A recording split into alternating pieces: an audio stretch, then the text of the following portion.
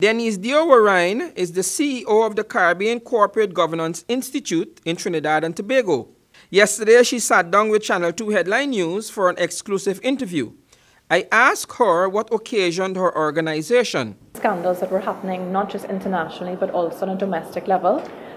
Without wanting to call any names, I'm sure you'd know about certain financial institutions that would have gone into some challenges. And the founding board recognized that we can either continue to speak about the problems or we can form or be part of a solution-oriented ecosystem. Diowarine said that her organization's ambition is to help the entire Caribbean. Our ambition is to serve the Caribbean, and that was echoed in terms of the board composition. So we would have had our board, the initial board would have had persons from the British Virgin Islands, Barbados, St. Lucia, Trinidad and Tobago as well. And this time we also have a board member from Guyana. Her board is multifaceted.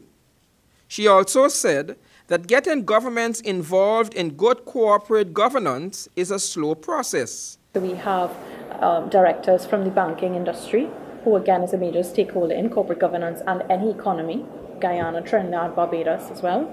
We have Mr. Duke, as I would have mentioned. We have persons from the insurance sector as well, an equally important stakeholder in good governance. It's a slow process with regard to government.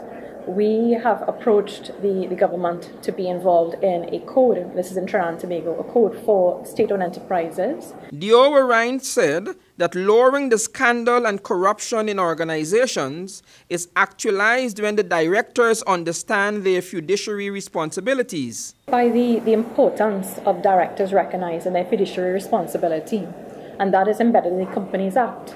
So what we have tried to do is bring awareness about this duty that directors have to exercise good care with regard to discharging their duty. I asked if there was a way to evaluate the participating companies for their adherence to the ethics of her organization. When it comes to an organization, as it does with governance, one size doesn't fit all. So right now we do have the corporate governance code, and it would list 5 principles that a company can follow to build their corporate governance structure.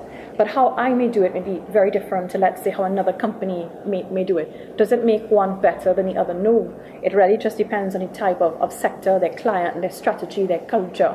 So it really is, it's a bit difficult, I suppose, to manage. The visiting governance specialist shared her take on Guyana's trajectory and her desire in this regard. On a personal level, I am extremely excited. As part of one of my past portfolios, I lived in Guyana for all of 2 weeks. And for me, it's a tremendous country. You can really feel the vibrance of the people. Guyanese are very, very industrious.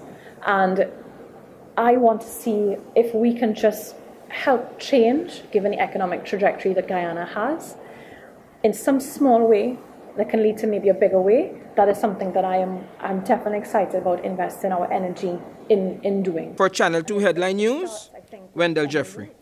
Thanks for watching Headline News. Leave a like or a comment below. And for updates on the latest news happening in Guyana, click the subscribe button.